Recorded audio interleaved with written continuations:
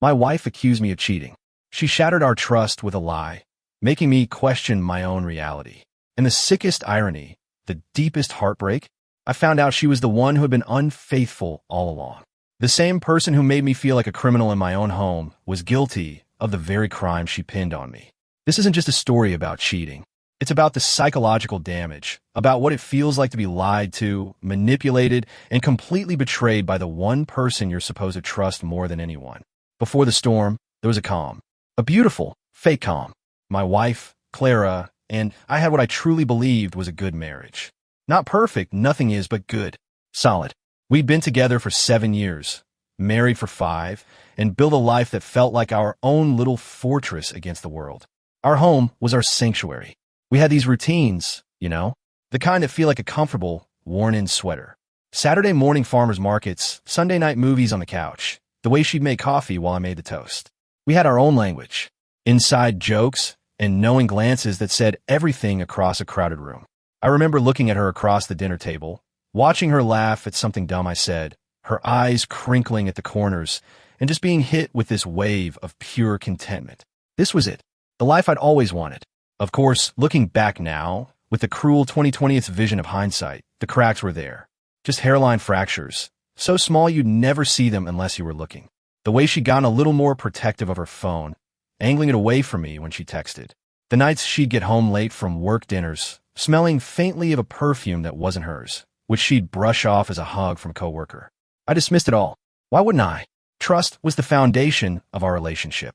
The idea that she could be deceiving me was so far out there, it never even crossed my mind. I trusted her. Completely. That trust was my biggest strength, and in the end, my most devastating weakness. We were planning a trip to Italy for our 6th anniversary. We had a map on the kitchen wall, dotted with pins marking Florence, Rome, the Amalfi Coast. It was this real, tangible symbol of our future, a future I was so excited for. Life was good, it was real, and I was happy. That happiness feels like a dream now, like a scene from a movie about someone else. I barely recognized the guy who lived in that house, who tended that garden, who laughed with his wife. He had no clue he was living on a fault line, that the ground under his feet was about to split wide open and swallow everything he cared about. He was blissfully, painfully unaware that his fortress was about to be destroyed, not from the outside, but by an enemy already inside the walls. If you've ever been blindsided by something you never saw coming, stick around. This story gets pretty wild. And hey, while you're here, maybe consider subscribing for more stories about navigating life's craziest moments. The first tremor hit on a Tuesday night. Totally unremarkable. I come home from work, made dinner, and we were cleaning up. It started small. "You've been quiet lately," she said. She wasn't even looking at me, just scrubbing a stubborn spot on a plate. "Just tired," I said. "Long week at work." She stopped scrubbing and turned to me. Her expression was unreadable. Is there something else? The vibe in the room shifted. Instantly. It was chilling. That comfortable silence we always had was suddenly thick with this tense, awful energy. "What do you mean?" I asked, completely confused. And then she dropped the bomb. "I know you're cheating on me, Mark." The words just hung there in the air like poison.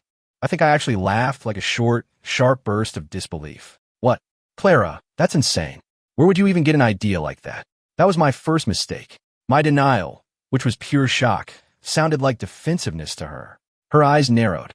"Don't play dumb with me. You come home late. You're distant. You guard your phone like it's a state secret." Her evidence was just a pile of misunderstood moments and paranoia. Yes, I'd worked late to hit a deadline. I was distant because I was stressed out, and I guarded my phone because it was my phone. I had nothing to hide. I held it out to her right then and there. "Look," I said, "go through it. Read my texts, check my calls, my emails. There's nothing." She just sneered, as if you wouldn't have deleted everything already. "You think I'm an idiot?" It all went downhill from there. It was like arguing with a wall. Every defense I offered was just twisted into more proof of my guilt. Every logical explanation was a lie. I felt like I was losing my mind. The woman I loved, who knew me better than anyone, was looking at me like I was a stranger, a monster. It wasn't just anger I felt. It was this deep, physical hurt and confusion. My stomach was in knots. How could she think this of me? How could 7 years of trust just turn to dust in one night? That night, for the first time in our marriage, we slept in separate rooms. I just lay there in the guest room, staring at the ceiling, replaying the whole conversation in my head. I was totally, completely shell-shocked. The accusation itself was a betrayal, a deep cut that severed something between us. Little did I know, this was just the beginning. This was Act 1 of psychological war I was completely unprepared for. A war where my own sanity was on the line. She planted a seed of doubt, not just in her mind about me, but in my mind about myself. And she was going to water that seed until it choked out every last bit of light in our marriage. The weeks after the accusation were a slow, grinding hell. Our home stopped being a sanctuary and turned into a courtroom where I was always on trial. The air was thick with suspicion. Every word I said was analyzed, every action picked apart for some hidden meaning. I was living under a microscope, and I was suffocating. This is when the gaslighting really kicked in. And if you've never experienced it, it's this insidious form of emotional abuse. It's not just lying. It's when someone deliberately tries to make you question your own reality. And Clara, she became a master. She'd do things just to make me feel crazy. She'd move my keys and then watch me frantically search for them, a little, knowing smirk on her face. "You're getting so forgetful lately, Mark," she'd say, her voice dripping with fake concern. She'd swear we had conversations that never happened, or deny saying things I knew she'd said. I started to doubt everything. Did I say that? Did I forget that? Am I losing my mind? That constant self-doubt is one of the worst parts of this kind of manipulation. It just eats away at your confidence. I felt like I was walking on eggshells in my own house. I was so careful about what I said, trying to guess what might set her off. The easy intimacy we had was gone, replaced by this tense, guarded silence. I did everything to prove I was innocent. I share my phone's location with her 24/7. I sent her pictures of my desk at work. I forwarded her my calendar. I gave her all my passwords. I gave up every single piece of my privacy, hoping it would be enough. It never was. "Anyone can fake a location," she'd say. Or, "That picture doesn't prove you stay there all day." Her accusations got more specific and weirder. She smelled another woman's perfume on my clothes. It was the new fabric softener she bought. She found a single long, blonde hair on my jacket and held it up like it was DNA evidence. It was from our golden retriever. She got obsessed with a new female colleague I mentioned once, a woman I'd only ever spoken to in group meetings. Clara built this whole story in her head, convinced this was the woman I was sleeping with. The emotional toll was immense. I was anxious all the time, my stomach in knots every time my phone buzzed. I felt this deep, heavy sadness. The anger was always there, simmering right below the surface, but I was scared to show it because I knew it would just be more proof of my guilt. And I was so lonely. The one person I would normally turn to for comfort was the one causing all the pain. It messes with your head. You stop trusting your partner, and you stop trusting your own judgment. I started pulling away. I stopped talking about my day because anything I said could be twisted. I became a ghost in my own life. My work suffered. My friendships got strained because how do you even explain what's happening? "Hey guys, my wife thinks I'm cheating. She's wrong. And I think she's trying to make me go insane." It sounds crazy even when you're living it. The most twisted part? She would frame her suspicion as a sign of love. "I'm just so scared of losing you," she'd say in these tearful moments, which were always followed by more accusations. It's a classic manipulation tactic designed to keep you off balance. Looking back, I see the strategy. She wasn't just accusing me. She was projecting. Every suspicion she had was really a confession. She was painting me as the villain so she wouldn't have to look at herself. The constant accusations kept me on the defensive, too busy trying to clear my name to ever think of questioning hers. It was the perfect smokescreen, and I was just lost in the fog, trying to find a reality that didn't exist anymore. The breaking point, the moment the fog finally cleared and was replaced by the horrifying truth, came on a Saturday afternoon, about 3 months into this nightmare. The irony is, the day started with a little bit of hope. Clara suggested we go for a hike, something we used to love doing. It felt like a tiny step back to normal, and I grabbed onto it. On the hike, she was the old Clara. Charming, funny, affectionate. She apologized for being so paranoid. "I know you'd never hurt me," she said, squeezing my hand. "I've just been feeling insecure." A huge wave of relief washed over me. I thought, okay, maybe we're turning a corner. Maybe she's coming back to me. That evening, we ordered takeout to watch a movie. Clara had this old laptop we both use to share, and she wanted to hook it up to the TV. While she was setting it up, her sister called, and she went into the other room to talk. The laptop was open, logged into her Facebook. I would never, ever snoop. My belief in privacy was absolute. But for 3 months, I was the one with no privacy. And this tiny, nagging voice in my head, a voice I had been pushing down for so long, just whispered, "Look." I almost didn't. I told myself I was being paranoid, that I was becoming her. But then my eyes caught a name in her messenger list. Alex. I didn't know any Alex. And there were dozens of messages from him. My heart started hammering against my ribs. My hand was shaking as I clicked on a conversation. And there it was. My entire world just shattered. It was all there, stretching back for months. It had started before her first accusation. There were hundreds of messages, flirty texts, explicit photos, plans to meet. They had pet names. He wrote things like, "Can't wait to see you tonight. Wear that dress I like." Her reply, counting down the minutes. "Mark thinks I have a late meeting." I kept scrolling, my breath caught in my throat. I saw messages from the nights she'd come home late. Plans for days I was on a business trip. They'd been meeting at his apartment, at hotels. The level of deception was just staggering. She was living a completely separate life right under my nose. But the most sickening part was reading the messages from the days she had accused me. On the exact same day she had screamed at me, tears in her eyes, about my affair, she had sent a message to Alex that read, "Had a huge fight with Mark. I think he's starting to suspect something." I threw him off the scent by accusing him first. It worked like a charm. The air just went out of my lungs. This wasn't just cheating. This was calculated, malicious, psychological warfare. The gaslighting, the accusations, it was all a strategy to cover her tracks and make sure no one would believe me if I ever found out. The confusion and anxiety I had been living with for months, she had manufactured it all. I wasn't going crazy. I was being driven crazy. I felt this volcanic surge of emotion. A white-hot, blinding rage I'd never felt before.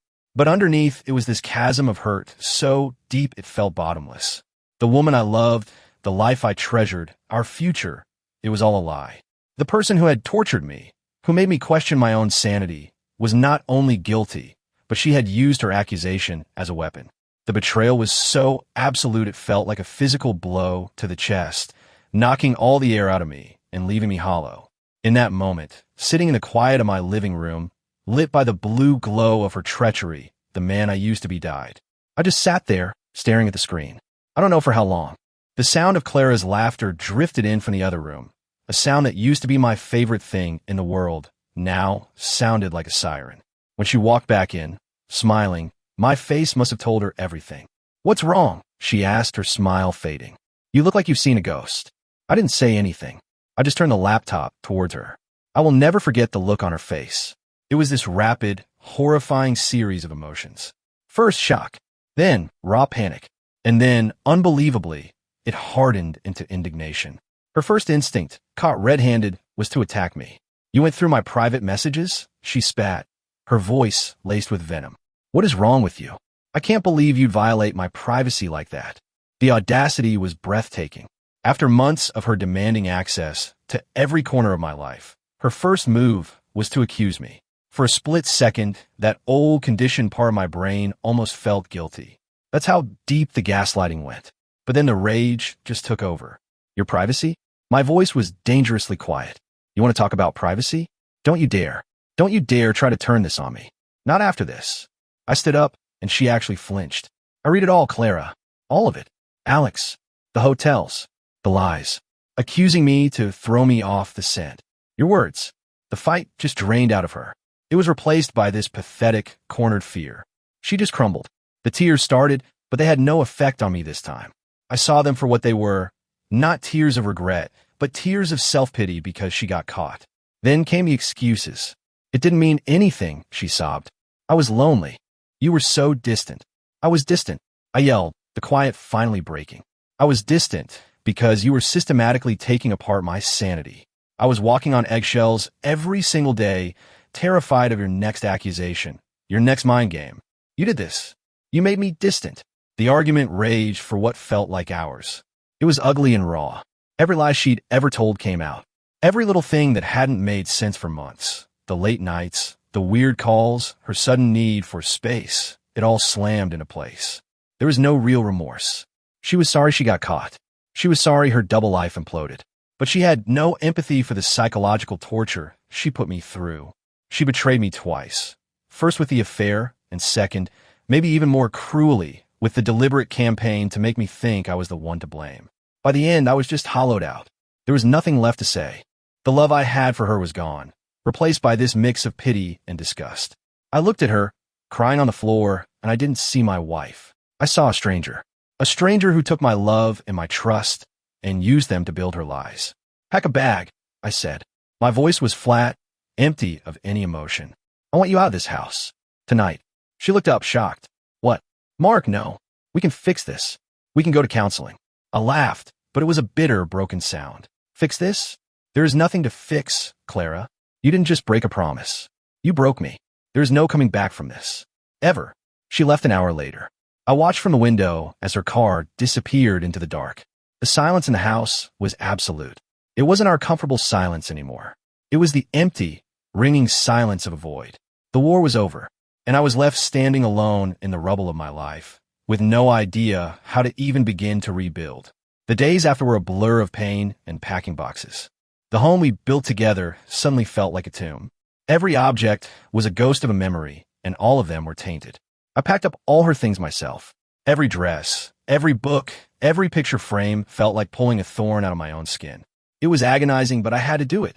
I had to purge my space of her. The divorce was surprisingly fast. I think even she knew there was nothing left to fight for. The papers were signed, and just like that, 7 years of my life were boiled down to a legal document. We sold a house. I couldn't live there anymore. Walking away from it for the last time was both heartbreaking and liberating. I was leaving behind the scene of the crime, the place where my trust in her and in myself had been murdered. The hardest part wasn't the legal stuff, it was the internal wreckage. For months, I felt adrift. The betrayal left these deep scars. It made me distrust not just other people, but my own gut.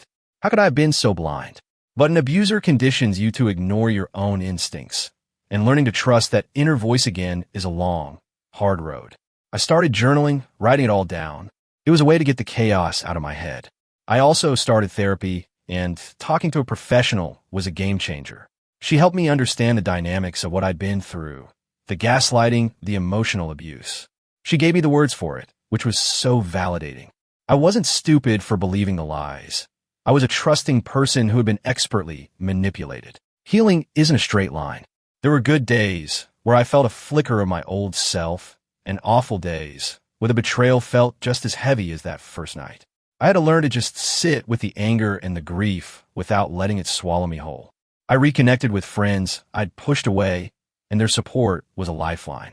I started new hobbies, things that were just for me.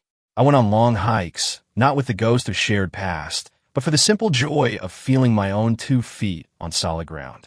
It's been 2 years. The sharp pain has faded into a dull ache, a scar that will always be part of my story. I'm different now. I'm more cautious, more guarded. That open, unconditional trust one once gave away so freely is gone, and maybe that's not such a bad thing. I've learned that trust has to be earned.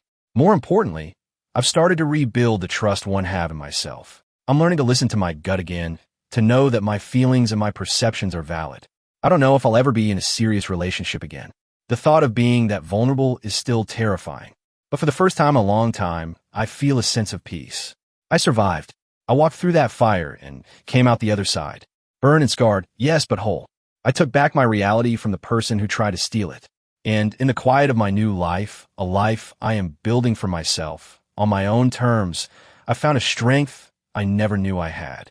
The fortress she destroyed is gone, but I've learned I don't need walls to be safe. I just need to trust myself. What would you have done if you were me? How do you even start to heal from a betrayal that deep? Let me know what you think in the comments. I read as many as I can, and hearing from you all helps more than you know. If this story meant something to you, I'd really appreciate it if you hit the like button and subscribe. Thanks for listening.